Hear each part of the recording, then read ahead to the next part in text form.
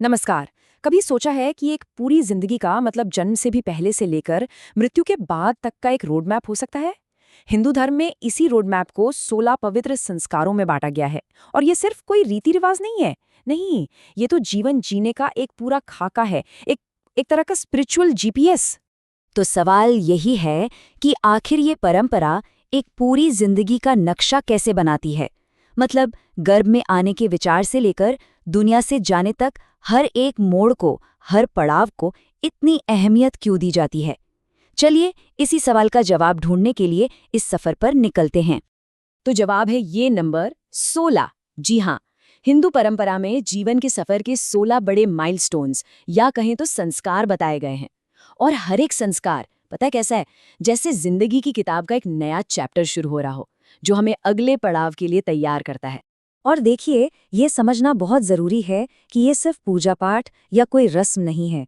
ये संस्कार असल में एक पूरा फ्रेमवर्क है, एक ढांचा जो किसी भी इंसान की स्पिरिचुअल, फिजिकल और मेंटल ग्रोथ को गाइड करने के लिए बनाया गया है। इसे एक तरह की साइकोलॉजिकल और सोशल ट्रेनिंग भी कह सकते हैं।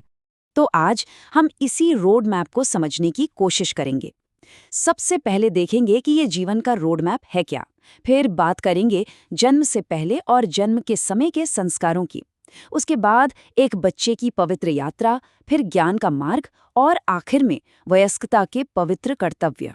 तो चलिए शुरू करते हैं हमारी ये यात्रा। पता है कहाँ से शुरू होती है? जीवन की शुरुआत से भी पहले से। ये वो संस्कार हैं जो एक नई जिंदगी के आने की तैयारी और उसके स्वागत के लिए किए जाते हैं। इसमें सबसे पहला है गर्भाधान। ये एक पवित्र इरादे के साथ जीवन की शुरुआत करने का संस्कार है। फिर आता है पुंसवन, जो गर्भ में पल रहे बच्चे की सेहत और सुरक्षा के लिए होता है। और फिर सीमांतोन्नयन, जो होने वाली माँ के मन को शांत और पॉजिटिव रखने पर जोर देता है। देखिए, इन संस्कारों का मकसद सिर्फ स्पिरिचुअल नहीं बल्कि साइकोलॉजिकल भी है। ये होने वाले माता पिता को बच्चे के आने के लिए दिमागी तौर पर तैयार करते हैं। अब बच्चे के जन्म के ठीक बाद होता है जातक कर्म संस्कार। ये एक तरह से बच्चे का इस दुनिया में ऑफिशियल वेलकम है। इसका एक मकसद ये भी है कि गर्भ से जुड़ी किसी भी अशुद्धि को सिंबॉलिकली दूर किया जाए। और हाँ, वैदिक मंत्रों के साथ उसके लंबे और सेहतमंद जीवन की प्रार्थना की जाती है।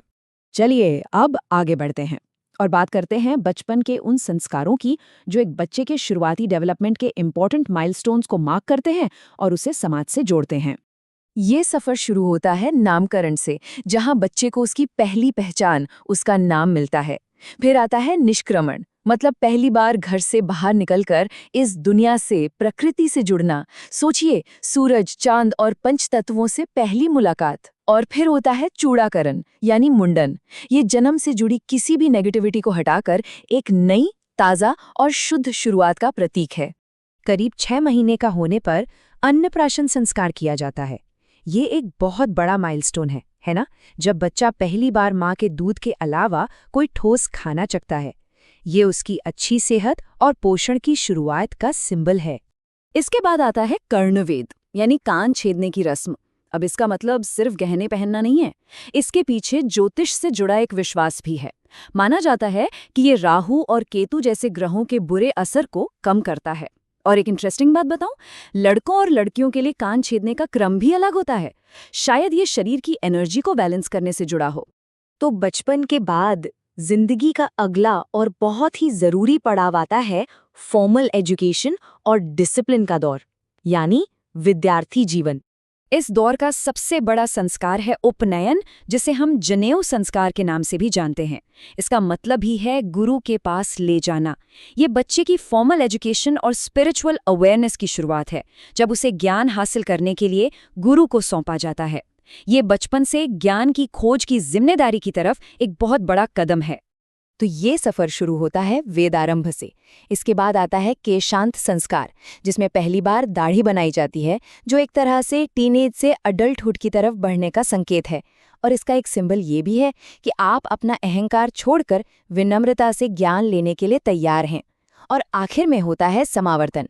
ये एक तरह का ग्रेजुएशन सेरेमनी या दीक्षांत समारोह है, जिसके बाद स्टूडेंट अपनी पढ़ाई पूरी करके समाज में वापस लौटता है। तो अब हम आते हैं जिंदगी के सबसे लंबे और आखिरी पड़ाव पर, जब एक इंसान गृहस्थ बनता है, परिवार और समाज की जिम्मेदारियां निभाता है और फिर आध्यात्मिक यात्रा की ओर बढ़ता है।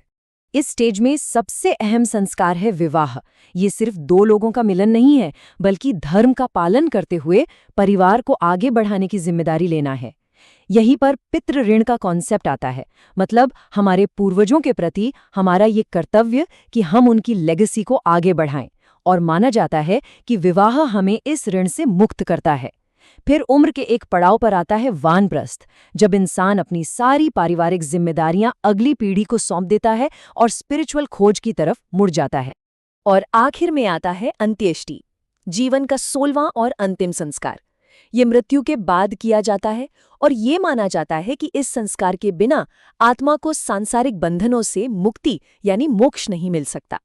ये संस्कार सिर्फ जाने वाले के लिए ही नहीं है, बल्कि ये पीछे रह गए लोगों को भी दुख से उबरने और जीवन के इस चक्र को स्वीकार करने में मदद करता है।